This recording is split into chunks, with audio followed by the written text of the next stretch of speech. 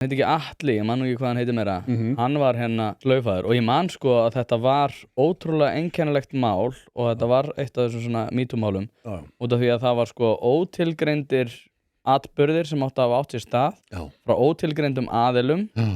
en væri samt alveg rosalega alvarlegt en hann mátti ekki vita, þetta var svona tölum Kafka sko þetta var bara Kafkaesk dauðans og hann á þessum tímapunkti þá hann sko númer 1 aðalstjarnan í Þjóðleikhúsinu vinsælasti sviðsleikari landsins og það allt eftir bókinni, það einhvern veginn á þessum tíma þá var verið að höggva í alla þá sem að voru einhvers konar númer